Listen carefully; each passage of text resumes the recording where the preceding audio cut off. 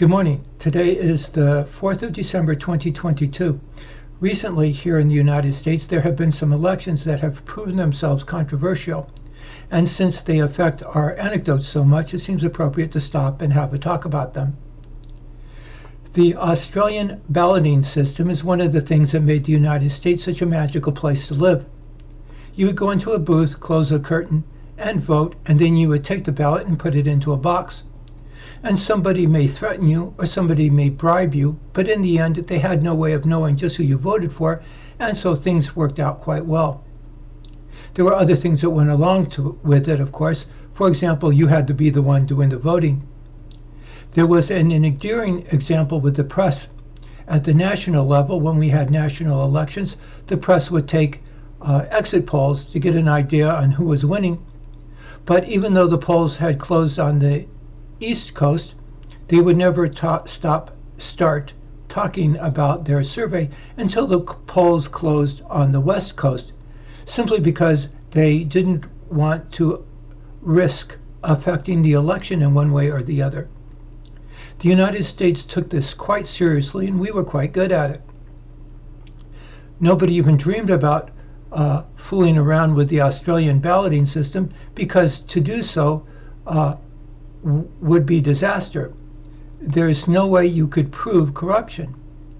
For example, if you started mailing out the ballots and there were 10 groups and one group was quite unscrupulous, there was no way for you to prove that they had been unscrupulous, and they would win, and then there was nobody to prove it to. In addition, if you wanted to improve upon the system, you would have had to have proven a negative. That is, you would have had to have shown that there was no way that the change could affect the outcome. No way that somebody could doctor up the election results. And we took it quite seriously. To the Australian balloting system. Changing that, trying to get control of election results, the people in charge who do that are quite unscrupulous. And they're quite scoundrels. In other words, there's a change of attitude of the leadership who try to control the elections. Communists, the prima donna intellectual government, is a notorious example of that. Here in Arizona, there was a change of attitude, seemed to be a change of attitude of the people who were running for office. For example, there was a political commercial on television, and the person who was running accused his opponent of trying to do away with mailing out the ballots, and he accused his opponent of being an extremist.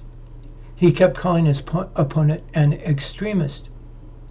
He tried to make an argument to us, our emotion, that his opponent was a scoundrel. We remember this from our logic anecdotes. Let me go through it. Let me remind myself. He was committing an ad hominem argument. He was attacking the person personally. And then I remember to stop and remind myself, is there such a thing as a legitimate ad hominem argument? And the answer is yes.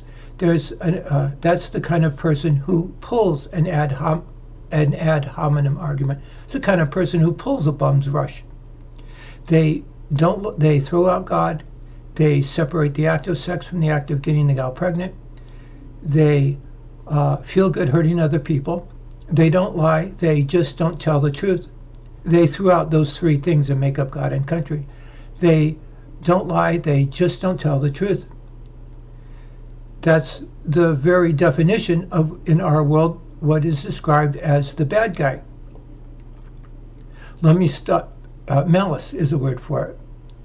Let me stop and remind myself that, to use a phrase from the 1950s, they're the cruel, queer, atheistic communists and fascists, and they're a bunch of queer scoundrels.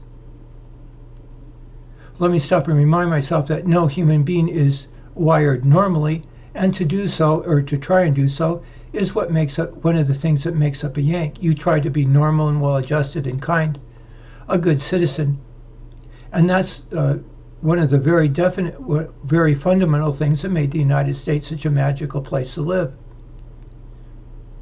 I think at least one of those people running for office in that commercial should never have run for office, should they?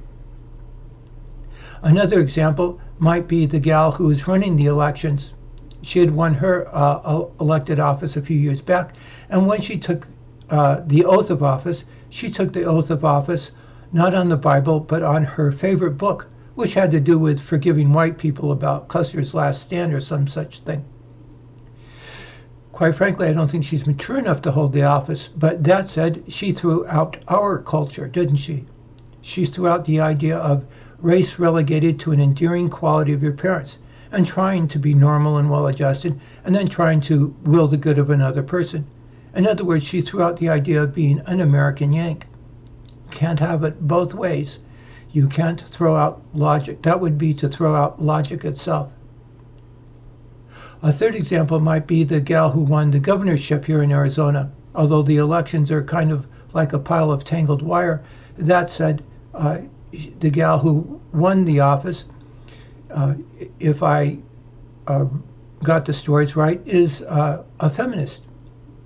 And she's of an age to be a part of that group, Harry the Hippie and Al the Afro and Fancy the Feminist. For them, it was a choice to either get onto a maintenance level or to cash in on it all and become the upper class in a peasant and property class society. It's the ideal position to be in, and they chose to, well, they chose to be the upper class in a peasant and property class society. They chose to be a celebration of malice. They chose to be professional consumers. That's what they're called, the consumption society. And then they chose you to be the professional producer. According, one of the slogans is, you got the jobs, they give you the jobs that nobody else wants. I remember from one of our other anecdotes, our economic anecdotes, the letter V on its side, the lazy V. It keeps getting bigger and bigger. And upstairs is the upper class with their attitude. They have no sense of love and no sense of guilt in them. They threw out those three things that make up God and country. It was too uncool for her to be a common housewife, remember? And then down there at the bottom of that V, there's you. You have no ability to be normal and well-adjusted, even if you wanted to. You have no ability to be the common housewife, even if you wanted to.